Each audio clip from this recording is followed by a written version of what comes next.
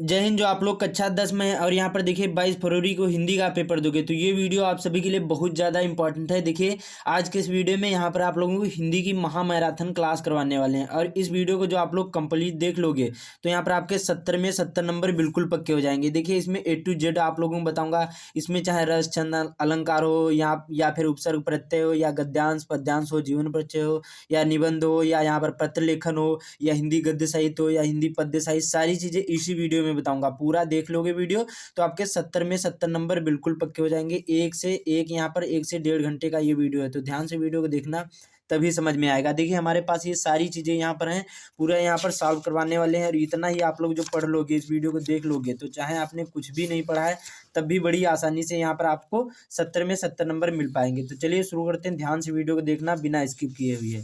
तो सबसे पहले यहाँ पर शुरुआत से शुरू करते हैं, जिससे आपको अच्छी तरीके से समझ में आएगा। कक्षा 10 हिंदी महामैराथन क्लास, उसके बाद में यहाँ पर 70 में 70 नंबर बिल्कुल पक्का, इससे अलग कुछ भी नहीं आएगा जो आप लोग इस वीडियो को पूरा देख लोगे। और वीडियो के आखिर में बताऊंगा इसका PDF नोट कहाँ मिलेगा। तो सबसे पहले यहाँ पर बात करते हैं हिंदी गद्य साहित्य और हिंदी पद्य साहित्य। इसमें देखिए जो आपके होंगे ये 10 नंबर का पूछा जाएगा। कितने? 10 नंबर का पूछा जाएगा। मैं आप लोगों को जितने बताऊंगा इतना ही आपको तैयार करना है। और ये ध्यान रखना, ये MCQ आएंगे। जो MCQ कराऊंगा तो बहुत ज़्यादा क्वेश्चन, कम से कम 100 या 200 क्वेश्चन बन जाएंगे इन्हीं में से। तो यही अच्छी तरीके से आपको याद करना है, ठीक है। केवल वीडियो को पूरा देखना, आपको अच्छी तरीके से याद हो जाएगा। तो सबसे पहले हिंदी गद्य साहित्य, तो इसमें देखिए भारतेंदु युग के प्रमुख लेखक सबसे ज़्यादा पूछा जाता है। तो आपको ध्यान रखना भारतेंदु युग के प्रमुख लेखक कौन है। तो भारतेंदु यहाँ पर हैं, उसके बाद में श्रीनिवास दास, बालकृष्ण भट्ट, उसके बाद में प्रताप नारायण मिश्र और बद्रीनारायण चौधरी प्रेमघन। ये आप इतने भारतेंदु युग के लेखक याद कर लेना है कि भारतेंदु यहाँ पर हो गया भारतेंदु हरिश्चंद्र, उसके बाद में श्रीनिवास दास, बालकृष्ण भट्ट, प्रताप नारायण मिश्र और बद्रीनारायण चौधरी प्रेमघन। उसके बाद में द्विवेदी युग के प्रमुख लेखक कौन कौन है। महावीर प्रसाद द्विवेदी, मैथिली शरण गुप्त, अयोध्या सिंह उपाध्याय, हरिऔध और यहाँ पर श्रीधर पाठक। ये द्विवेदी युग के प्रमुख यहाँ पर लेखक हैं, ठीक है। सबसे ज़्यादा यही पूछा जाता है। उसके बाद में आता है यहाँ पर, ये देखिए ये क्या है, ये यहाँ पर विधाएँ हैं, बहुत ज़्यादातर पूछी जाती हैं। तो ये विधा आवारा मसीहा किसकी है, ये रचना, तो आवारा मसीहा विष्णु प्रभाकर की है। यहाँ पर जीवनी, उसके बाद में गोदान गबन किसकी रचना है, तो ये प्रेमचंद की है, बहुत ज़्यादा इंपॉर्टेंट है। कलम का सिपाही जीवनी विधा है। और ये जो यहाँ पर किसकी है, तो अमर राय जी की है। किसकी है, आवारा मसीहा विष्णु प्रभाकर, गोदान गबन प्रेमचंद, कलम का सिपाही अमृत राय, जीवनी विधा है। दीपदान एकांकी डॉक्टर राम कुमार वर्मा की है। उसके बाद में मेरी असफलताएं बाबू गुलाब राय की आत्मकथा है। इसको अच्छी तरीके से आप लोग याद कर लो, ठीक है। किसकी है, आत्मकथा मेरी असफलताएं किसकी है, बाबू गुलाब राय की आत्मकथा है। उसके बाद में बात करते हैं हिंदी पद्य साहित्य।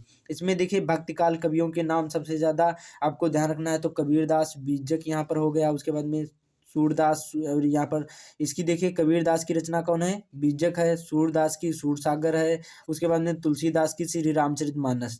कवियों के साथ साथ कबीर की यहाँ पर रचना कौन है, बीजक। सूरदास के सूरसागर, सूरसारावली, और यहाँ पर साहित्य लहरी, ये सभी यहाँ पर सूरदास की रचना है। उसके बाद में तुलसीदास की यहाँ पर श्री रामचरितमानस, जानकी मंगल, ये सभी तुलसीदास जी की रचनाएं, और ये भक्तकाल के कवियों के नाम हैं और इनकी रचनाएं भी हैं। उसके बाद में बात करते हैं यहाँ पर रीतिकाल के कवियों की यहाँ पर नाम तथा उनकी रचनाएं सबसे ज़्यादा यही पूछी जाती हैं। तो केशवदास, रामचंद्रिका, कविप्रिया, रसिक प्रिया, भूषण, शिवा बामनी भूषण, सत्र यहाँ पर छत्रसाल दशक, शिवराज भूषण, ये सभी भूषण की इनकी रचनाएं हैं। अगला है मतिराम सतसई और यहाँ पर रसराज, ये इनकी मतिराम की हैं। ये रीतिकाल के कवि हैं, ठीक है। उसके बाद में बिहारी, तो बिहारी के एकमात्र रचना है जिसका नाम बिहारी सतसई है, और इसमें 723 दोहे हैं। कितने? 723 दोहे हैं। अगला है पद्माकर की, तो गंगा लहरी और यहाँ पर पद्माभरण, ठीक है। इसको आप लोग याद कर लो। उसके बाद में इतना समझ में है। देखिए और मैंने इस पर अच्छी तरीके से डिटेल में एक वीडियो बनाया है, उनमें कम से कम मैं आप लोगों को 60 क्वेश्चन कराया है MCQ। तो आप लोग वो वीडियो जरूर देख लेना, लिंक डिस्क्रिप्शन में मिल जाएगा, ठीक है। उससे आपको ये 10 नंबर बिल्कुल पक्के हो जाएंगे। बाकी ये आप लोग अच्छी तरीके से इतना याद कर लो। उसके बाद में आपके यहाँ पर देखिए रस छंद अलंकार उपसर्ग प्रत्यय, ये सभी पूछे जाते हैं। तो इसमें देखिए मैं आप लोगों को MCQ नहीं कराऊंगा, वो उसमें ज़्यादा टाइम लगेगा। इससे मैं आप लोगों को जो ये बताऊंगा, इससे आपको अच्छी तरीके से समझ में भी आएगा। तो देखिए सबसे पहले यहाँ पर क्या है, दो ही रस पूछे जाएंगे, हास्य रस और करुण रस। तो यहाँ पर देखिए सबसे पहले हास्य रस का स्थायी भाव क्या है, तो ध्यान रखना है हास होता है, क्या है हास्य रस का स्थायी भाव हास होता है। करुण रस का स्थायी भाव क्या होता है, शोक होता है, ध्यान रखना है। बाकी इसके जो परिभाषा पूछी जाए तो हास्य रस की विभावनवाद तथा संचारी भाव के संयोग से पूर्णता को प्राप्त हास नामक स्थायी भाव से हास्य रस उत्पन्न होता है, जिसमें हंसी प्रकट हो उदाहरण में तो समझ जाना हास्य रस होगा, जिसमें शोक प्रकट हो दुख की बात हो वहां पर करुण रस होगा। ठीक है, उसके बाद में पूछा जाएगा कि रस के कितने अंग हैं, पूछ लिया जा सकता है, चार ऑप्शन होंगे। तो आपको ध्यान रखना है कितने होते हैं, चार। यहाँ पर रस के चार अंग होते हैं, कौन कौन, यहाँ पर देखिए विभाव, अनुभाव, संचारी भाव तथा यहाँ पर स्थायी भाव, ये चार इसके अंग माने गए हैं रस के। तो उसके बाद में यहाँ पर अगला है देखिए, हे खग हे मधुकर श्रेणी तुम देखी सीता मृग नैनी में कौन सा रस है, तो इसमें देखिए हमारा करुण रस हो जाएगा। बहुत सिंपल सा, इसमें दुख प्रकट हो रहा, शोक प्रकट हो रहा, तो हमारा कौन सा रस हो जाएगा, करुण रस होगा। जिसमें यहाँ पर देखिए हंसी प्रकट हो वहां पर हास्य रस होगा, जिसमें शोक या दुख प्रकट हो वहां पर करुण रस होगा। ठीक है, तो ये उसके बाद में इतना समझ में, ज्यादातर यही इतने ही पूछे जाते हैं। अगला है अलंकार। तो देखिए अलंकार चरण कमल बंदो हर राई में अलंकार है। तो देखिए चरण कमल बंदो हर राई में एक रूपता बताई गई भगवान श्री कृष्ण के, यहाँ पर चरण और कमल के बीच बीच में क्या है, भेद ना रखकर एक रूपता बताई गई है। तो जहां पर भेद ना रखकर अभेद यहाँ पर हो तो वहां पर क्या होता है, रूपक अलंकार होता है। तो राइट आंसर हमारा रूपक अलंकार हो जाएगा। बाकी इसका यहाँ पर परिभाषा किस तरह से, जहां पर उपमेय में उपमान का निषेध रहित आरोप हो वहां पर रूपक अलंकार होता है। उसके बाद में यहाँ पर देखिए पीपर पात सरिस मनडोला में अलंकार है। तो ध्यान रखना है इसमें क्या है, तुलना की जाती है, एक वस्तु दूसरे वस्तु से, प्रसिद्ध वस्तु से तुलना की जाती है, वहां पर क्या होता है, उपमा अलंकार होता है।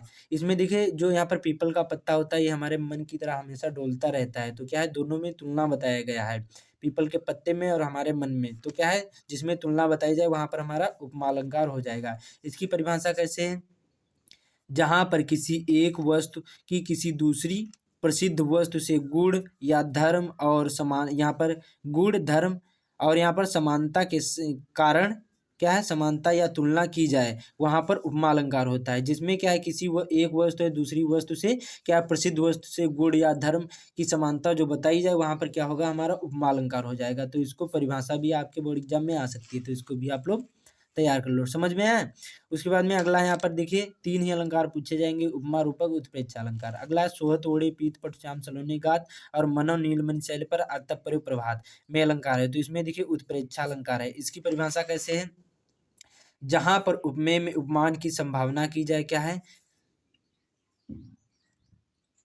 जहां पर क्या है, जहां पर उपमेय में उपमान की संभावना की जाए वहां पर जन जानो या मन मानो आदिवाचक शब्द हो वहां पर क्या होता है, उत्प्रेक्षा अलंकार होता है। यह इसकी परिभाषा है। इसमें देखिए जन जानो या जानो आ जाए शब्द, मन मानो आ जाए शब्द, जो इस प्रकार से कोई वाचक शब्द आ जाए उदाहरण में तो समझ जाना वहां पर हमारा क्या होगा, उत्प्रेक्षा अलंकार होगा। बाकी देखिए यहाँ पर पीपर पात सरिस मंडोला उपमा अलंकार में क्या होता है, इसमें यहाँ पर देखिए सबसे ज्यादा सा मिलेगा, क्या है, सम या सरिस जरूर मिलेगा, सा शब्द जो मिल जाए उदाहरण में तो समझ जाना उपमा अलंकार होगा। और इसमें देखिए योजक चिन्ह नहीं लगा होगा, जिसमें योजक चिन्ह लगा हो समझ जाना वहां पर रूपक अलंकार होगा। ठीक है, तो ये आप लोग इतना हो गया, रस छंद अलंकार आपके पूर्ण हो गए, सबसे ज्यादा यही पूछे जाते हैं। उसके बाद में यहाँ पर देखिए बात करते हैं, यहाँ पर अब बात करते हैं, यहाँ पर देखिए उसके यहाँ पर क्या है, हमारा छंद क्या है, अब रह गया हमारा छंद यहाँ पर रह गया है। तो यहाँ पर देखिए दो ही छंद है हमारे, कौन कौन है यहाँ पर, तो हमारा एक सोरठा है और एक रोला छंद है। कौन कौन है, सोरठा और रोला छंद है। ये देखिए यहाँ पर, तो इसको देखिए ये भी एमसीक्यू में पूछा जाएगा, इसको मैं इसी प्रकार से बता दूंगा जिससे आपको अच्छी तरीके से समझ में आए। देखिए तो ध्यान से वीडियो को देखना, पाई मात्रा भी सिखा दूंगा। तो यहाँ पर देखिए और वीडियो को पूरा भी देखना और इस वीडियो को जितना हो सके अपने दोस्तों के साथ शेयर भी कर देना। तो दो ही छंद पूछे जाएंगे, रोला और यहाँ पर सोरठा छंद। तो सबसे पहले देखते हैं सोरठा छंद। तो देखिए इसकी परिभाषा कैसे है, जो आ जाए बोर्ड एग्जाम में तो ऐसे ही आपको यही समझ लेना। ठीक है, परिभाषा समझ लिए, समझ लो, उदाहरण आपको अच्छी तरीके से समझ में आ जाएगा। या दोहे का उल्टा होता है, जो सोरठा छंद होता है या क्या होता है, या दोहे का उल्टा होता है। और इसके प्रथम एवं तृतीय चरण में 11 मात्राएं, इसका जो प्रथम देखिए 4 चरण होते हैं, एक ये एक ये एक ये एक ये। तो क्या है, प्रथम और यहाँ पर तृतीय चरण, ये पहला और ये दूसरा, ये तीसरा, ये चौथा। तो पहले और तीसरे चरण में 11 मात्राएं होंगी, दूसरे और चौथे चरण में 13 मात्राएं होंगी। क्या बता रहा है, या दोहे का उल्टा होता है, जो सोरठा छंद होता है या दोहे का उल्टा होता है और इसके प्रथम और तृतीय चरण में 11-11 मात्राएं होती है तथा दूसरे चौथे चरण में 13-13 मात्राएं होती हैं। तो बहुत सिंपल सा है, जैसे यहाँ पर जो सुमिरत सिद्ध होय उसके बाद में गणनायक करिवर बदन, ये इसका उदाहरण है। और यहाँ पर करो अनुग्रह सोय बुद्धिरास शुभ गुण सदन। तो पहले और यहाँ पर देखिए तीसरे चरण में यहाँ पर 11-11 मात्राएं होंगी, चाहे यहाँ पर देख लो 1-2, यहाँ पर देखिए इसको हम क्या बोलते हैं, इसको हम यहाँ पर गुरु बोलते हैं और जो एक होता है इसको हम लघु बोलते हैं। गुरु को हम 2 गिनते हैं और इसको इसको लघु को हम 1 गिनते हैं। तो यहाँ पर 2 हो गई, तो यहाँ पर 2 3 4 5 6 7 8 9 10 और 11, देखिए 11 हो गई। और इसमें भी गिनते 1 2 3 4 5 6 7 और यहाँ पर 7 और ये 2 यहाँ पर और ये 2 7 4 11। तो पहले और तीसरे चरण में 11-11 मात्राएं होती है। तो समझ जाना यहाँ पर हमारा सोरठा छंद हो जाएगा। बहुत सिंपल सा होता है और यह दोहे का उल्टा होता है और ये उदाहरण भी बहुत ज़्यादा इंपॉर्टेंट है। अगला है रोला छंद। यह सममात्रिक छंद है। जो यहाँ पर रोला छंद होता है यह सममात्रिक छंद है और इसमें 4 चरण होते हैं। इसमें भी कितने 4 चरण होंगे, 1 2 और 3 और 4। और इसमें क्या है, इसके प्रत्येक चरण में 24-24 मात्राएं होंगी। इसमें देखिए इसके जो चारों चरण होंगे ये बहुत लंबा होता है रोला छंद और इसमें सभी में क्या है 24-24 मात्राएं होंगी। जैसे यहाँ पर को पापी पंच तत्व प्राप्त सुनि जगमग धावत और बनि बनि बावन वीर बढ़त चौचंद मचावत। उसके बाद में पै तकी ताकि यहाँ पर लोथ, यहाँ पर त्रिफगा, उसके बाद में के तट लावत और 9 है 11 होत 3 3 5 बिसरावत। तो इसमें देखिए इसको गिन लेते हैं और सभी में 24 ही मात्राएं निकलेंगी। तो यहाँ पर 2 3 और 4 5 6 7 8 9 10 11 12 13 14 15 16 17 18 19 20 21 22 23 24, मतलब हर यहाँ पर चरण में 24-24 मात्राएं होंगी। ठीक है, तो आपको समझ में आ गया होगा, इनको याद कर लो, बहुत ज़्यादा इंपॉर्टेंट है। उसके बाद में अब यहाँ पर चलते हैं, आपका ये भी कंप्लीट हो गया। अब चलते हैं यहाँ पर आपके जो क्या यहाँ पर देखिए रस छंद, यहाँ पर उपसर्ग प्रत्यय समास, ये सारी चीज़ें आप लोगों को बता देता हूँ जिससे आपको अच्छी तरीके से समझ में आएगा।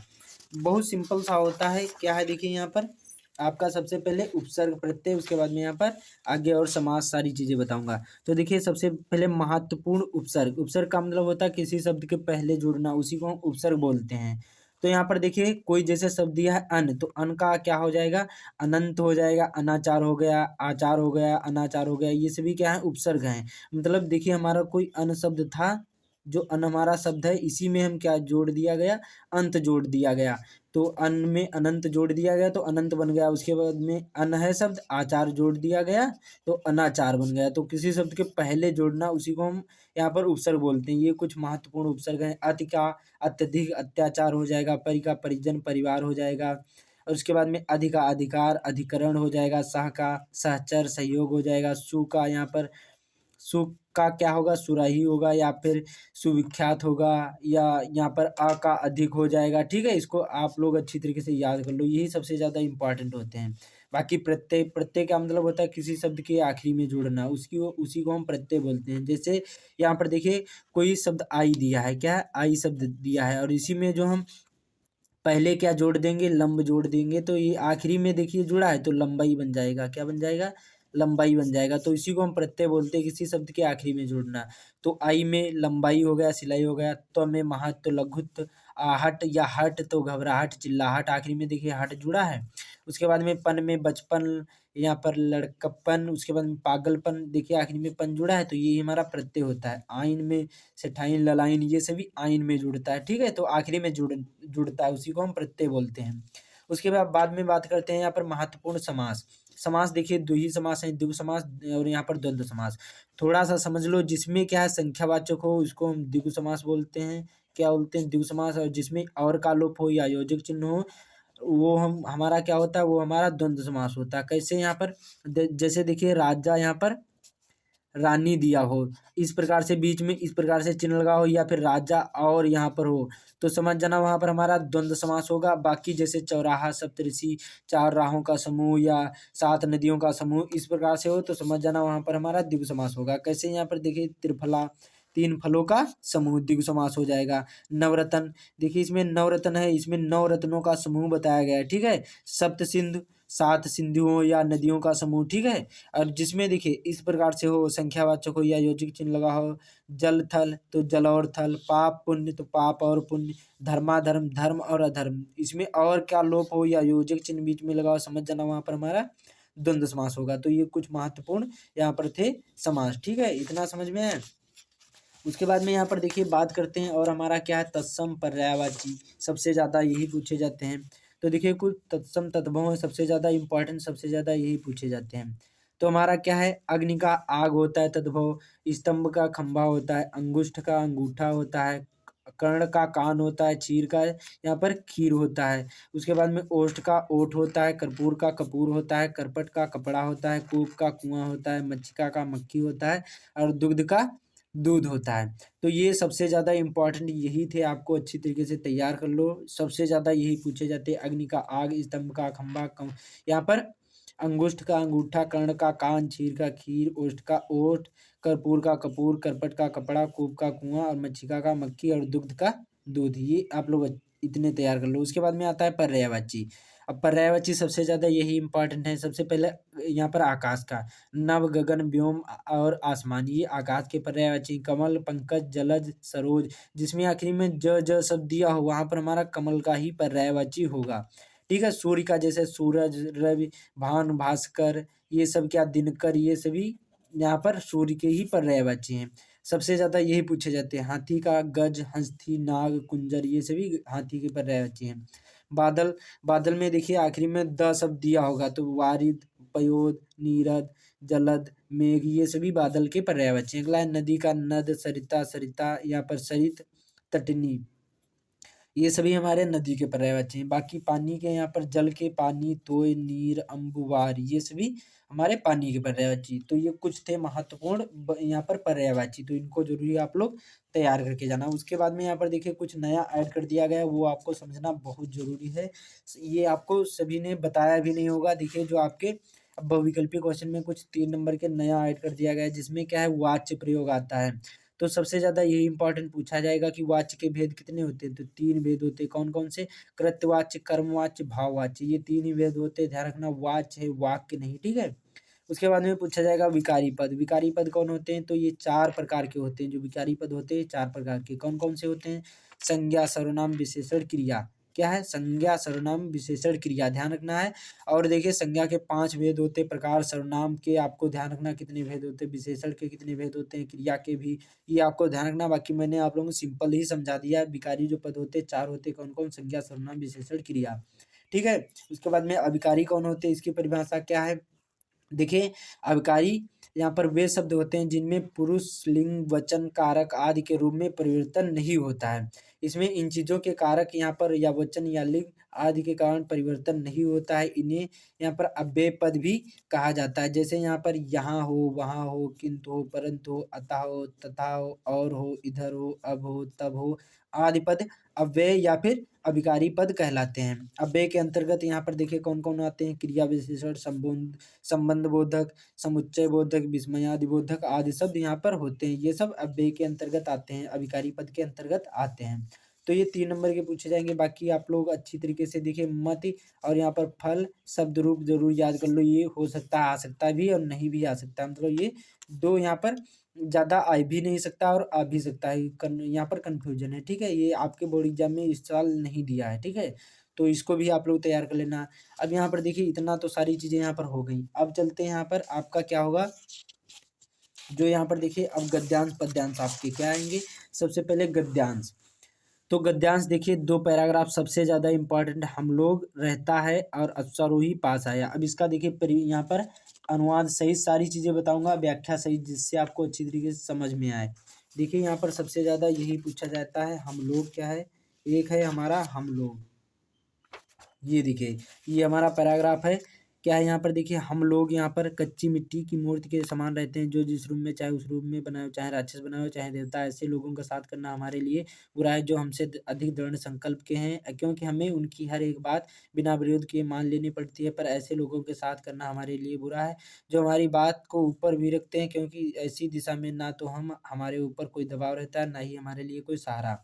तो आपको इसका देखिए ये पाठ, ये किस पाठ से लिया गया है, इसमें देखिए 7 शब्द बार-बार दिया गया है। तो ये मित्रता नामक पाठ से लिया गया है, उसके लेखक कौन है, आचार्य रामचंद्र शुक्ल हैं। तो संदर्भ लिखना होगा, रेखांकित अंश की व्याख्या करना होगा। एक प्रश्न होगा, किन लोगों की संगत करना हमारे लिए बुरा है। तो देखिए इसका मैं आप लोगों को अनुवाद सहित और व्याख्या सहित बता दूँ, जिससे आपको अच्छी तरीके से समझ में भी आ जाएगा। तो देखिए सबसे पहले यहाँ पर देखिए इसको इसका जब हम लिखेंगे यहाँ पर देखिए इसका संकेत लिखेंगे हम लोग, फिर रहता है, फिर संदर्भ इसका कैसे लिखना है। तो प्रस्तुत गद्यांश हमारी पाठ्य पुस्तक हिंदी के मित्रता नामक पाठ से संकलित है। इसके लेखक आचार्य रामचंद्र शुक्ल हैं। बस रेखांकित अंश की व्याख्या करना, ये जो पैराग्राफ है इसी की व्याख्या करना, पूरे पैराग्राफ की नहीं। तो रामचंद्र शुक्ल जी कहते हैं कि हम लोग कच्ची मिट्टी की मूर्ति के भांति हैं, जिसे यहाँ पर जिसे चाहे जो रूप दे सके, चाहे राक्षस बनावे चाहे देवता बना दे। उसके बाद में यहाँ पर देखिए आगे इसी में है कि ऐसे लोगों के साथ करना हमारे लिए बुरा है जो हमसे अधिक दृढ़ संकल्प के हैं। ठीक है, उसके बाद में अब पूछा गया यहाँ पर एक क्वेश्चन पूछा गया, किन लोगों की संगत करना हमारे लिए बुरा है। तो ऐसे लोगों की संगत करना हमारे लिए बुरा है जो हमसे अधिक दृढ़ संकल्प के हों। तो ये 2 नंबर मिल गए। ठीक है, इतना समझ में आया। सबसे ज़्यादा यही इंपॉर्टेंट पैराग्राफ है। उसके बाद में एक और यहाँ पर देखिए है पैराग्राफ बहुत ज़्यादा इंपॉर्टेंट, क्या है ये वाला, बहुत ज़्यादा ये पूछा जाता है, इसलिए मैं आप लोगों को बता रहा हूँ। अश्व रही पास आया, ममता ने रुक रुक कर कहा, मैं नहीं जानती कि वह आसान सा था या साधारण मुगल, पर एक दिन इसी झोपड़ी के नीचे हुआ रहा। मैंने सुना था कि वह मेरा बनवाने की आज्ञा दे चुका है। मैं आजीवन यहाँ पर अपनी झोपड़ी खुदवाने के डर से भयभीत रहती थी। तो इसमें देखिए ममता शब्द दिया है, इसमें भी रेखांकित अंश की व्याख्या करना है और यहाँ पर रेखांकित अंश की व्याख्या करना, संदर्भ लिखना है। तो देखिए सबसे ज़्यादा यही इंपॉर्टेंट पैराग्राफ हैं। तो देखिए इसका क्या हो जाएगा हमारा, कैसे करना है। तो देखिए संदर्भ प्रस्तुत गद्यांश हमारी पाठ्य पुस्तक हिंदी के ममता नामक पाठ से संकलित है। इसके लेखक आचार्य यहाँ पर जयशंकर प्रसाद जी हैं। ठीक है, उसके बाद में रेखांकित अंश की व्याख्या, मैं अपनी पूरी जिंदगी में इस भय में यहाँ पर भयभीत रही कि कहीं मैं अपने इस मामूली घर से भी बेघर ना हो जाऊं, लेकिन ईश्वर ने मेरी प्रार्थना सुन ली। उसके बाद में यहाँ पर क्या है, और अगला था यहाँ पर क्या था हमारा कि ममता के आजीवन भव्य रहने का क्या कारण था। तो देखिए यहाँ पर ममता नहीं चाहती थी कि मुगल शहंशाह के पैर उसकी झोपड़ी में पड़े और वह उसे किसी प्रकार की सहायता दे। वह अपनी निवास स्थल को लेकर भयभीत रहती थी। तो इस प्रकार से ये आपका प्रश्न भी हो गया। उसके बाद में यहाँ पर देखिए आता है हमारा पद्यांश वाला। सबसे ज़्यादा इंपॉर्टेंट कौन कौन से हैं, निर्गुण कौन देश को वासी, और ये वाला है मतिनासी, और मेरी भवधर हरो राधा नगर सोए। तो देखिए सबसे पहले निर्गुण कौन देश को वासी वाला बता दूं, उसके बाद में ये बताऊंगा दूसरा वाला। तो देखिए ये जैसे पैराग्राफ है, निर्गुण कौन देश को वासी मधुकर कहीं समझाएं देश, और यहाँ पर बुझत सांच नहासी, और कौन है जनक कौन है जननी, कौन नारी को दासी, और कैसे वरण भेष है कैसो कहीं रस में अभिलाषी, और पावोगे पुण्य कियो आपनो जो रे करेगो गांसी, और सुनत मौन हवे रहे बाबरो सूर सबे मत नासी। तो इसमें सूर शब्द दिया है, तो समझ जाओ ये यहाँ पर इसके कवि कौन है, रचयिता कौन है, सूरदास जी। इसके और पाठ का नाम क्या है, पद है। तो इसको कैसे करना है, इसकी रेखांकित अंश की व्याख्या कैसे करना है, पहले के 2 शब्द और आखिरी के 2 शब्द ऐसे डाल देना है। उसके बाद में संदर्भ प्रस्तुत पद्यांश हमारी पाठ्य पुस्तक हिंदी के पद नामक शीर्षक से लिया गया, और इसके लेखक नहीं डालना है, आपको कवि डालना है। इसके कवि सूरदास जी हैं। फिर रेखांकित अंश की व्याख्या, जो 2 ही लाइन की व्याख्या करना है, पूरे पैराग्राफ की व्याख्या नहीं करना है। तो गोपियाँ उद्धव से पूछती हैं कि हे उद्धव, तुम यह बताओ कि तुम्हारा वह जो निर्गुण ब्रह्म किस देश का रहने वाला है, हम तुमको सच सच पूछ रही हूँ, कोई मजाक नहीं कर रही हूँ। तो इस प्रकार से करना है। उसके बाद में एक प्रश्न आया था कि जो यहाँ पर पद्यांश में मधुकर शब्द किसके लिए प्रयुक्त किया गया है। तो जो पद्यांश में मधुकर शब्द है ये उद्धव के लिए प्रयुक्त किया गया है। तो इतना समझ में आया। उसके बाद में यहाँ पर देखते हैं कुछ बहुत ज़्यादा इंपॉर्टेंट यहाँ पर आपके पैराग्राफ हैं, वो आप लोग जरूर ही तैयार कर लो अच्छी तरीके से, जो टाइम बचा हुआ है। ठीक है, गद्यांश यहाँ पर गद्यांश के हैं और पद्यांश के भी हैं। तो देखिए विश्वास पात्र मित्र जीवन प्रत्येक पुरुषों को करना चाहिए, ये एक पैराग्राफ है। मित्र का कर्तव्य इसी प्रकार यहाँ पर का धोखा ना होगा, ये देखिए पैराग्राफ है मित्रता नामक पाठ के। स्वरूही ये ममता नामक पाठ से है। और आज हम इसी निर्मल, ये आप लोग याद कर लो। आज विज्ञान, ये देखिए भारतीय संस्कृत से को नियंत्रित भी, ये आप लोग तैयार कर लो जो टाइम बचा है। पद्य पैराग्राफ निर्गुण कौन देश को वासी मैंने बता दिया। और उदित उदय गिरिमंच पर रघुवर बाल पतंग विकसे संत सरोसर लोचन, यहाँ पर भ्रंग, ये वाला आप लोग तैयार कर लो। उसके बाद में बढ़त बढ़त संपत्ति सलिल, ये वाला आप लोग एक तैयार कर लो पद्य पैराग्राफ। बाकी संस्कृत खंड में वाराणसी सुविख्याता बहु प्रशंसित और एवं नगरी विविध धर्माणाम संगम स्थलीय अस्ति, ये वाला आप लोग एक तैयार कर लो। ठीक है, ये पैराग्राफ देख लेना, उसी में मिल जाएंगे। अब यहाँ पर देखिए ये हमारा हो गया। अब चलते हैं संस्कृत खंड में। संस्कृत खंड में हमारा अभी जीवन परिचय भी बताऊंगा, उसके बाद में यहाँ पर पर्याय और यहाँ पर निबंध भी बताऊंगा। उसके बाद में यहाँ पर जो आपका पत्र लेखन होता है वो भी बताऊंगा। तो संस्कृत खंड में मानव जीवन अस्माकम संस्कृति, ये आपको सबसे ज़्यादा इम्पोर्टेंट है, तो इसको देख लेते हैं यहाँ पर। ये देखिए हमारा क्या है यहाँ पर मानव जीवनस्य वाला है हमारा। मानव जीवन संस्करणं संस्कृति अस्माकं पूर्वजा मानव जीवनं संस्कृतं महान्तं प्रयत्नम् अकुर्वन्ते अस्माकं जीवनस्य संस्करणाय यान आचारान् विचारान् च आदर्शेन तत् सर्वम् अस्माकं संस्कृतिः।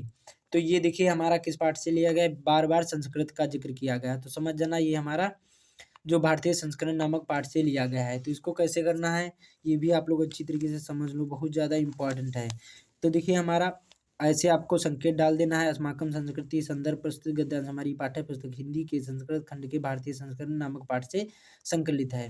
उसके बाद में ऐसे आपको संदर्भ लिखना है, फिर अनुवाद उसी को करना है, मानव जीवन को संवारना ही हमारी संस्कृति है। फिर उसके बाद में क्या लिखा था यहाँ पर, अस्माकं पूर्वजा मानव जीवनम संस्कृतम महानतम प्रयत्नम अकुर्वन्तो, हमारे पूर्वजों ने मानव जीवन को शुद्ध करने के लिए महान प्रयत्न किए हैं। उसके बाद में आगे लिखा था कि यहाँ पर ते अस्माकं जीवन संस्करणायान यान आचारान विचारान च आदर्शेन तत् सर्वम अस्माकं संस्कृति। तो उन्होंने हमारे जीवन के संस्कारों के लिए जिन आचारों और विचारों को दिखाया वह हमारी सब संस्कृति है। तो इसको आप लोग तैयार कर लो, बहुत ज़्यादा ही इम्पोर्टेंट है। ठीक है। उसके बाद में आता है यहाँ पर श्लोक। अब श्लोक देखिए मैं आप लोगों को 4-5 बता दूँ, वही सबसे ज़्यादा पूछे जाते हैं। एक है यहाँ पर सर्वे भवन्तु सुखिनः सर्वे सन्तु निरामयाः सर्वे भद्राणि पश्यन्तु मा कश्चित् दुःखभाग् भवेत्। ये हमारा भारतीय संस्करण नामक पाठ से लिया गया है। तो सभी सुखी हों, सर्वे भवन्तु सुखिनः, तो सभी सुखी हों, सर्वे सन्तु निरामयाः, सभी रोग रहित हों, सर्वे भद्राणि पश्यन्तु, यहाँ पर सर्वे भद्राणि पश्यन्तु और मा कश्चित् दुःखभाग् भवेत्, सभी सुखी हो और यहाँ पर कोई भी दुःख का भागी ना बने। उसके बाद में एक है आब्दो दुर्गामी च साचरो न च पंडिता मुखा स्फुटता च योजना सा पंडिता। तो देखिए इसको देख लेते हैं यहाँ पर। तो आब्दो दुर्गामी च साचरो न च पंडिता, ये आप लोग पैराग्राफ है, ये आपके प्रबुद्धो ग्रामीणा नामक पाठ से लिया गया है। ये देखिए यहाँ पर ये पूछा गया है, आब्दो दुर्गामी च साचरो न च पंडिता मुखा स्फुटता च योजना सा पंडिता। तो देखिए बिना पैर वाला है, लेकिन यहाँ पर मीलों दूर जाता है। च साचरो न च पंडिता, अक्षरों से युक्त है लेकिन वो पंडित नहीं है। मुखा स्पष्ट बोलता है लेकिन वो क्या है, उसके मुख नहीं है। उसके बाद में यहाँ पर बिना मुख वाला स्पष्ट बोलता है, चाहे योजना सा पंडित, जो समझ जाए वही हमारा क्या है, वही हमारा पंडित है। तो ये हमारा प्रबुद्धो ग्रामीणा नामक पाठ से लिया गया है। तो श्लोक भी आता है 5 नंबर का लिखने को, और यहाँ पर एक श्लोक आपको अलग से लिखना होगा। तो संदर्भ प्रस्तुत श्लोक हमारी पाठ्य पुस्तक हिंदी के संस्कृत खंड के प्रबुद्धो ग्रामीणा नामक पाठ से संकलित है। ऐसे आपको संदर्भ लिखना है यहाँ पर संकेत श्लोक वाला। फिर मैंने ये आप लोगों को अनुवाद बता दिया। ये आप लोग 2 तैयार कर लो, और एक देखिए ये बंधनम मरणम वापि जो वापि पराजय उभयत्र समोवीर वीरा वीर भाव ही वीरता। ये हमारा वीरा वीरेण पूज, यहाँ पर वीरा केन पूजते से नामक पाठ से लिया गया है। वीरा वीरेण पूजते नामक पाठ से लिया गया है। आप लोग देख लेना वो पाठ का नाम क्या है, उससे लिया गया। बंधन हो अथवा मरण हो, जीत हो या हार हो, उभयत्र समो वीर वीर भाव ही वीरता। देखिए जो यहाँ पर वीर होते हैं वो दोनों में ही समान रहते हैं। ठीक है, वीर समान ही रहते हैं, ये आप लोग देख लेना। ठीक है, ये आप लोग तैयार कर लो। और एक ये सर्वभौमत्व वाला, इतना समझ में आया। उसके बाद में आता है जीवन परिचय। अब जीवन परिचय सबसे ज़्यादा इम्पोर्टेंट कौन है, यही पूछे जाते हैं। सबसे पहले डॉक्टर राजेंद्र प्रसाद का जीवन परिचय, और हो सके एक और ये यहाँ पर श्लोक तैयार कर लो। मरणम मंगलम यत्र विभूति च विभूषणम कौपिने मित्र कवचम साकाशी के नियते। ये वाराणसी नामक पाठ से लिया गया है, बहुत ज़्यादा ये भी इम्पोर्टेंट है। देखिए अब ये जीवन परिचय सबसे ज़्यादा इम्पोर्टेंट है, इसको आप लोग तैयार कर लो। इसको बता दूँ अच्छी तरीके से जिससे समझ में आ जाएगा। तो देखिए क्या है, डॉक्टर राजेंद्र प्रसाद का। डॉक्टर राजेंद्र प्रसाद का जन्म 1884 ईस्वी में, क्या है, जो डॉक्टर राजेंद्र प्रसाद का जन्म 1884 ईस्वी में बिहार राज्य के छपरा जिले के जीरादोई नामक गांव में हुआ था। उसके बाद में इनके पिता का नाम महादेव शाह था, ये आपको काले पेन से डाल देना। उसके बाद में इनका परिवार गांव के संपन्न और प्रतिष्ठित कृषक परिवारों में से एक था। उसके बाद में इन्होंने कलकत्ता विश्वविद्यालय में एमए एलएलबी की परीक्षा उत्तीर्ण करी, और परीक्षा में सदैव ये क्या है, प्रथम आते थे। कुछ समय तक मुजफ्फरपुर कॉलेज में यहाँ पर अध्यापन कार्य करने के पश्चात ये पटना और यहाँ पर कलकत्ता हाई कोर्ट में यहाँ पर के वकील भी रहे। उसके बाद में इनका आगे कैसे लिखना है, इसी में प्रारंभ से ही राष्ट्र सेवा की ओर था। जो इनका मन था, ये प्रारंभ से ही राष्ट्र सेवा की ओर था। सन 1900 यहाँ पर 17 ईस्वी में गांधी के आदर्शों और सिद्धांतों से प्रभावित होकर यहाँ पर क्या है, इन्होंने चंपारण के आंदोलन में यहाँ पर सक्रिय भाग लिया और यहाँ पर वकालत छोड़कर स्वतंत्रता संग्राम में कूद पड़े। इन्होंने अनेक बार जेल की यातनाएं भी की और भारत के संविधान में के निर्माण करने वाली सभा के सभापति भी चुने गए। उसके बाद में सादा जीवन उच्च विचार इनके जीवन का पूर्ण आदर्श था। इनको भारत गणराज्य का प्रथम राष्ट्रपति बनाया गया। देश की सर्वोच्च उपाधि भारत रत्न से भी अलंकृत किया गया। उसके बाद में 28 फरवरी 1963 ईस्वी को इनकी मृत्यु हो गई। फिर इनकी रचनाएं चंपारण में महात्मा गांधी, बापू के कदमों में मेरी असफलता है, शिक्षा और संस्कृति, ये सब इनकी रचनाएं हैं। ठीक है, तो ये आप लोग जीवन परिचय तैयार कर लो, बहुत ज़्यादा इंपॉर्टेंट है, बहुत ज़्यादा ये पूछा जाता है। और हो सके तो एक और ये देखिए तैयार कर लो, कम से कम आपको 5 जीवन परिचय हिंदी गद्य और पद्य में तैयार करना है। एक देखिए ये यहाँ पर आचार्य रामचंद्र शुक्ल का। आचार्य रामचंद्र शुक्ल का जन्म बस्ती जिले के अगोना नामक गांव में 4 अक्टूबर 1884 ईस्वी को हुआ था। उसके बाद में 4 वर्ष की अवस्था में ये अपने पिता के साथ राठ जिला हमीरपुर चले गए और वहाँ इनकी प्रारंभिक शिक्षा हुई और इनके पिता का नाम चंद्रबली शुक्ल था। उसके बाद में मिर्जापुर के ये क्या है, मिर्जापुर के कानूनगो थे और इन्होंने मिशन स्कूल में फाइनल परीक्षा उत्तीर्ण करने के उपरांत ये प्रयाग के यहाँ पर कायस्थ पाठशाला में यहाँ पर नाम लिखवाया। ये गणित में कमजोर होने के कारण आगे इंटर की परीक्षा ना दे सके और बाद में इन्होंने हिंदी शब्द सागर के लिए यहाँ पर ये काशी चले गए और यहाँ पर कुछ दिनों तक यहाँ पर नागरी पंचाणी पत्रिका का संपादन भी किया और इनकी नियुक्ति काशी विश्वविद्यालय में हिंदी अध्यापक के रूप में हो गई। उसके बाद में 2 फरवरी 1941 ईस्वी को इनकी मृत्यु हो जाती है। इनकी रचनाएं जैसे यहाँ पर कौन कौन सी है, रश्मि मीमांसा, त्रिवेणी आदि इनकी रचनाएं हैं। तो इसको भी आप लोग हो सके तो तैयार कर लो। ठीक है, उसके बाद में अब बात करते हैं यहाँ पर देखिए तुलसीदास जी का जीवन परिचय, सबसे ज़्यादा यही पूछा जाता है और ये हर साल पूछा जाता है। तो कम से कम कवियों में 2 3 या जीवन परिचय तैयार कर लो और लेखक में मैंने बता दिया। तो तुलसीदास जी का जीवन परिचय, तुलसीदास जी का जन्म चित्रकूट जिले के राजापुर नामक गांव में सन 1532 ईस्वी में हुआ था। उसके बाद में कुछ लोग इनका जन्म स्थान एटा जिले के सोरो नामक स्थान को मानते हैं। उसके बाद में ये सरयू परिण ब्राह्मण थे। जो तुलसीदास थे ये सरयू परिण ब्राह्मण थे। उसके बाद में इनके पिता का नाम क्या था, आत्माराम दुबे तथा माता का नाम हुलसी था। अभुक्त मूल नक्षत्र में जन्म होने के कारण इनके माता पिता ने इन्हें क्या किया, त्याग दिया था और स्वामी नरहर दास ने इनका पालन पोषण किया। उसके बाद में काशी के श्रेष्ठ सनातन नामक विद्वान ने इन्हें वेद पुराणों और आदि ग्रंथों का ज्ञान भी कराया। उसके बाद में इनका विवाह दीनबंधु पाठक की पुत्री रत्नावली से हुआ। वे पत्नी के प्रेम में बहुत अनुरक्त रहते थे कि वे पत्नी के उपदेश से ही इनके मन में वैराग्य उत्पन्न हो गया और इनका जीवन काशी, अयोध्या और चित्रकूट में ही क्या है व्यतीत हुआ। उसके बाद में इनकी मृत्यु काशी के 80 घाट सन 1623 ईस्वी में को हो गई। उसके बाद में रचनाएं इनकी कौन है, श्री रामचरितमानस, विनय पत्रिका, कवितावली आदि इनकी रचनाएं। इस प्रकार से इसको भी आप लोग तैयार कर लो, हो सके तो इसका स्क्रीनशॉट भी ले लो। ठीक है, अच्छी तरीके से आप लोग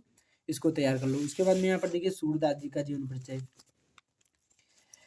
ये भी सबसे ज़्यादा इम्पॉर्टेंट है। तो देखिए सूरदास जी का जन्म 1478 ईस्वी में आगरा मथुरा मार्ग पर स्थित रुनकता नामक गांव में हुआ था। उसके बाद में कुछ विद्वान दिल्ली के निकट सिही नामक ग्राम को भी इनका जन्म स्थान मानते हैं। उसके बाद में सूरदास जन्मान अंधे थे, इस विषय पर भी विद्वानों के क्या है मतभेद हैं।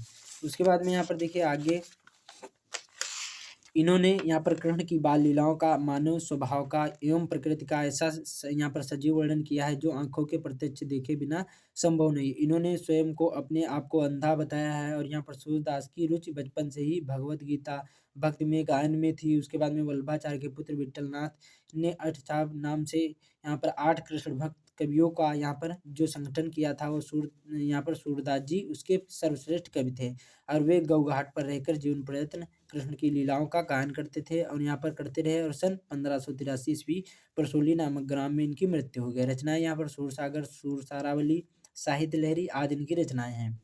तो ये भी तैयार कर लो, बहुत ज़्यादा ये भी इम्पॉर्टेंट है। उसके बाद में आता है खंड काव्य। देखिए जो खंड काव्य होता है वो अलग अलग जिले वाइज होता है, तो ये अपने आप से तैयार कर लो। जैसे मैं जयस्वास खंड काव्य, ये हम हरदोई जिले से हैं तो जयस्वास खंड काव्य होता है, ये अपने अपने जिले वाइज होता है। तो अपने आप से देख लेना जो आपके जिले में हो खंड काव्य वो आप लोग तैयार कर लेना। बाकी यहाँ पर देखिए 2 नंबर के जो आपके प्रश्न के उत्तर पूछे जाते हैं, इसमें देखिए मैं आप लोगों को थोड़े से बता देता हूँ, सबसे ज़्यादा यही पूछे जाते हैं।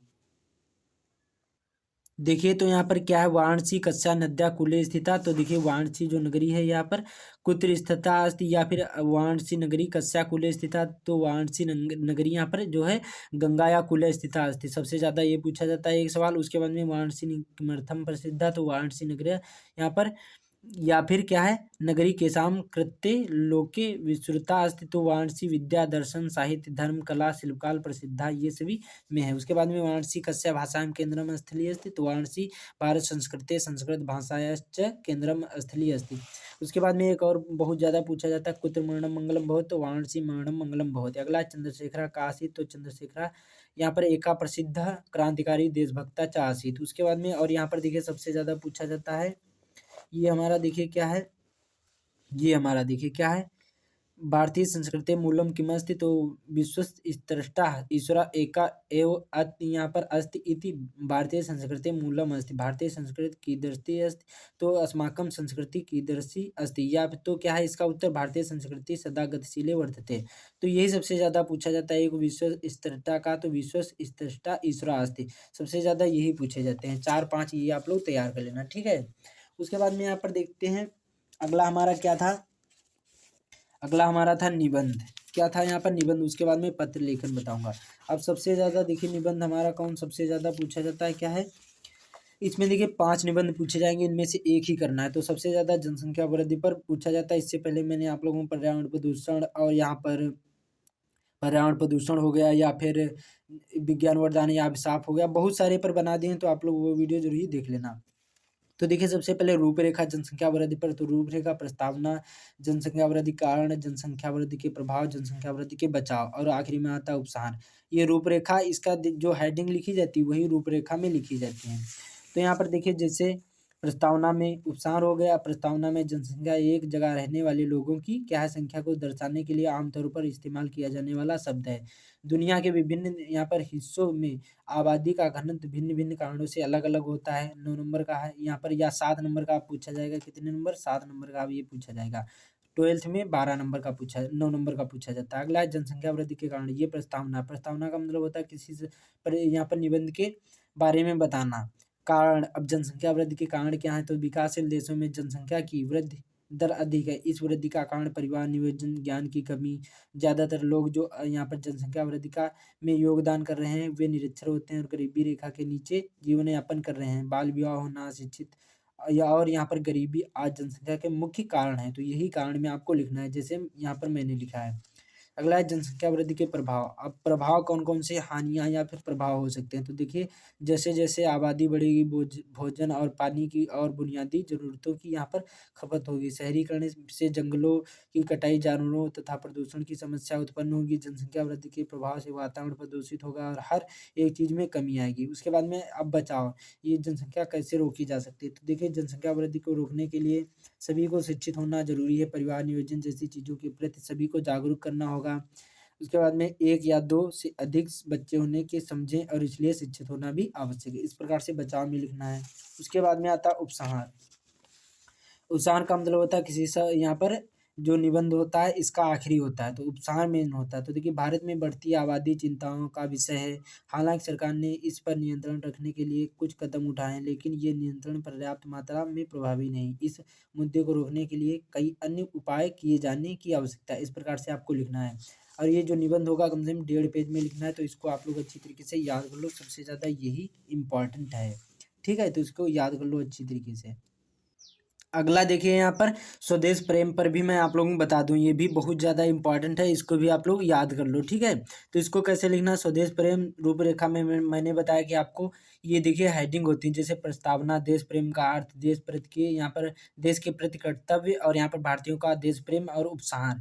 उसके बाद में तो पहली हेडिंग डालना आपको प्रस्तावना। तो प्रस्तावना में कैसे लिखना, देखिए ईश्वर द्वारा बनाई गई यहाँ पर सर्वाधिक रचना है। यहाँ पर क्या है, बनाई गई सर्वाधिक रचना है जननी, जो निस्वार्थ की प्रतीक है, प्रेम का ही पर्याय है, स्नेह की क्या है मधुर बयार है, सुरक्षा का मटूट कवच है, और संस्कारों के पौधों को यहाँ पर ममता के जल में सींचने वाली चतुर उद्यान शिक्षिका है, रक्षिका है, ठीक है। इसी जननी और जन्मभूमि की महिमा को हम स्वर्ग से भी बढ़कर बताया गया है। तो इस प्रकार से प्रस्तावना में लिखना है स्वदेश प्रेम की। उसके बाद में दूसरी हेडिंग डालना आपको देश प्रेम का अर्थ। तो देखिए देश प्रेम का तात्पर्य है कि देश में रहने वालों की जड़ चेतन सभी से प्रेम। यहाँ पर देश की सभी झोपड़ियों, महलों तथा संस्थाओं से प्रेम, देश के रहने से यहाँ पर रहन सहन रीति रिवाज वेशभूषा से प्रेम, देश के सभी धर्मों मतों भूमि पर्वतों नदियों वन तृण लता सभी से प्रेम करना, चाहे देखिए धर्म हो चाहे दात जात हो, चाहे कोई रीत हो चाहे रिवाज हो वेश हो या भूषा हो, ये सभी में प्रेम करना वही देश प्रेम का अर्थ कहलाता है। और प्रेम आदि और यहाँ पर अपनत्व रखना, उन पर सबके प्रति गर्व की अनुभूति करना सच्चा देश प्रेमी के लिए देश का कण-कण पावन और पूज्य होता है। तो इस प्रकार से देश प्रेम के अर्थ में लिखना है। अगला हेडिंग डालना है यहाँ पर क्या है, यहाँ पर के प्रति कर्तव्य। अब देखिए इसमें कैसे लिखना है, जिस देश में रहने यहाँ पर हमने जन्म लिया है, जिसका अन्न खाकर और अमृत समान जल पीकर सुखद वायु का सेवन कर हम बलवान हुए हैं, उस देश के प्रति हमारे अत्यंत कर्तव्य हैं। हमें अपने प्रिय देश के लिए कर्तव्य पालन और त्याग की भावना से श्रद्धा सेवा एवं प्रेम रखना चाहिए। अपने देश के यहाँ पर रण में को से कभी भी हम उऋण नहीं हो सकते। इस प्रकार से देश के प्रति कर्तव्य में आपको लिखना है। अगला है भारतीय देश का प्रेम, भारतीयों का देश प्रेम। तो इसमें कैसे लिखना, भारत माँ के ऐसे असंख्य नर रत्नों को जन्म दिया है जिन्होंने असीम त्याग भाव से प्रेरित होकर हंसते हंसते मातृभूमि पर प्राण क्या है अर्पित कर दिए हैं। चाहे यहाँ पर देखिए भगत सिंह हो, चंद्रशेखर आजाद हो, राजगुरु सुखदेव, अशफाक उल्लाह खां, या फिर चाहे कोई यहाँ पर संत हो या महाराणा प्रताप हो, या बहुत सारी चीज़ें इसको इसमें लिखना चाहें तो कम से कम 4-5 पेज भी लिख सकते हैं भारतीयों का देश प्रेम में। तो देखिए सिंपल सा लिखना है, ज़्यादा बड़ा नहीं लिखना है, क्योंकि 7 ही नंबर का पूछा जाता है। तो क्या है, आदि ने कितने यहाँ पर ना जाने कितने वीरों ने हंसते हंसते फांसी के फंदे को चूम लिया। तो इस प्रकार से आपको देश भारतीयों का देश प्रेम में लिखना है। उसके बाद में आता है उपसार। उपसार का मतलब होता है, मैंने बताया कि जो निबंध होता है ये आखिरी होता है, मेन चीज़ उपसार होगी। उपसार सही होगा तो समझ लो आपका निबंध 100% सही माना जाएगा। तो देखिए खेद का विषय कि आज हमारे नागरिकों में देश प्रेम की भावना अत्यंत दुर्लभ होती जा रही है। हमें अपने राष्ट्र की दशा व छवि अनिवार्य रूप से सुधारनी होगी। हमें देश प्रेम की भावना के साथ साथ समग्र मानवता के कल्याण को भी ध्यान में रखना होगा। तो सभी सभी का ये कर्तव्य होता है अच्छी तरीके से अपने देश की रक्षा करो, उसमें जो यहाँ पर उसको अपने बचाओ, ये सारी चीज़ें आपका इसी में लिखना है स्वदेश प्रेम में। तो सबसे सिंपल सा है। उसके बाद में आता है पत्र लेखन। तो देखिए पत्र लेखन आपको कैसे लिखना है, और ये 4 नंबर का न्यू ऐड कर दिया गया है। तो देखिए इसको कैसे लिखना है, मैं आप लोगों को लिखने की ट्रिक भी बता रहा हूँ। तो देखिए सबसे पहले जब भी पत्र लिखोगे, जैसे कोई शिकायती पत्र हो, शिकायती पत्र का मतलब होता है जैसे यहाँ पर बिजली की कटौती के लिए प्रार्थना पत्र, या शहर की सफाई है तो नगर अधिकारी को पत्र, या फिर प्रधानाचार्य को पत्र। तो सेम ऐसे लिखा जाता है जैसे इसमें लिखा है। तो देखिए सबसे पहले डालना होगा सेवा में, चाहे जो भी हो। उसके बाद में श्रीमान प्रधानाचार्य, जैसे स्कूल के लिए कॉलेज के लिख रहे प्रिंसिपल के लिए लिख रहे हैं तो आपको श्रीमान प्रधानाचार्य डालना है। जैसे यहाँ पर शहर की सफाई है लिख रहे हैं तो यहाँ पर श्रीमान मुख्य नगर अधिकारी जी, ऐसे लिख सकते हैं। उसके बाद में एड्रेस डालना होता है, जैसे ये स्कूल के लिए तो गांधी इंटर कॉलेज बेनीगंज हरदोई। जैसे यहाँ पर और कोई शहर की सफाई है तो होता तो यहाँ पर शहर का नाम डालना होता है। उसके बाद में आता है विषय। अब जो भी विषय हो, जैसे छात्रवृत्त हेतु प्रार्थना पत्र आपको लिखना है, ये छात्रवृत्त हेतु प्रार्थना पत्र है। तो कैसे लिखना, महोदय कामा लगाना है, जो यहाँ पर सेवा में लिखा था इतनी लाइन छोड़कर यहाँ पर आपको ये लिखना है। उसके बाद में आता है विषय, काले पेन से महोदय जो सेवा में लिखा था सेम इसी के नीचे लिखना है। उसके बाद में यहाँ पर देखिए कामा लगाना है। अब जो श्रीमान प्रधानाचार्य लिखा था सेम इसी के नीचे यहाँ पर आपको लिखना है। सविनय निवेदन यह है कि मैं आपके विद्यालय में कक्षा 10 का छात्र हूँ। मेरे पिताजी आर्थिक रूप से स्थिति अच्छी नहीं है, वे विद्यालय में शुल्क तथा अन्य खर्चों का भार उठा पाने में असमर्थ हैं। मैं अपनी पिछली कक्षाओं में प्रथम स्थान प्राप्त करता रहा हूँ तथा खेल कूद व अन्य प्रतियोगी परीक्षाओं में मैंने अनेक पद जीते हैं। तो अब देखिए इसमें आपको अपना कारण बताना होगा, ये पैराग्राफ, और दूसरा पैराग्राफ जो लिखोगे सेम इसी के नीचे यहाँ पर। अतः आपसे अनुरोध है, इसमें आपको छुट्टी मांगना है या कि क्या करना है। तो अतः आपसे अनुरोध है कि मुझे विद्यालय में छात्रवृत्ति कोष से छात्रवृत्ति प्रदान करने की कृपा करें, आपकी महान कृपा होगी। उसके बाद में अब इतना लिखने के बाद हो सके तो धन्यवाद यहाँ पर ऐसे लिख दें। यहाँ पर देखिए अब जैसे लिखा था तो धन्य वाद भी लिख सकते हैं, और पूर्ण विराम करने के बाद ऐसे लिखना है। उसके बाद में दिनांक, और उसके बाद में बोर्ड एग्जाम में अपना नाम नहीं डालना है, ठीक है। जब भी बोर्ड एग्जाम में लिखोगे तो वहाँ पर आपको XYZ कर देना, या क ख ग घ कर देना। वहाँ पर बोर्ड एग्जाम में नाम नहीं डालना है। तो आपका गागारी से यहाँ पर डाल देना, मोहित कुमार कुछ भी हो सकता है, कक्षा 10B। वहाँ पर जब जाओगे तो अपना नाम नहीं डालना, ठीक है। स्कूल के लिए लिखोगे तो भले डाल देना, बाकी बोर्ड एग्जाम में पेपर देने जाओगे वहाँ पर अपना नाम नहीं डालना है। तो मैंने सारी चीज़ें बता दी, इतनी ही आप लोग जो तैयार कर लोगे तो बहुत ही अच्छे मार्क आएंगे। मैंने सारी चीज़ें बता दी हैं। तो उम्मीद करता हूँ आप लोगों को समझ में आ गया होगा। इसका पीडीएफ नोट चाहिए तो लिंक डिस्क्रिप्शन में मिल जाएगा व्हाट्सएप ग्रुप का, उसका ज्वाइन करिए और वहाँ से पीडीएफ नोट प्राप्त कर लीजिए। बाकी इस वीडियो को जितना हो सके अपने दोस्तों के साथ शेयर भी कर देना। बाकी ये वीडियो कहाँ से देख रहे हैं, किस जिले से, कमेंट में ज़रूर बताना। तो मिलते हैं अगले वीडियो में, ठीक है। जय हिंद, जय भारत।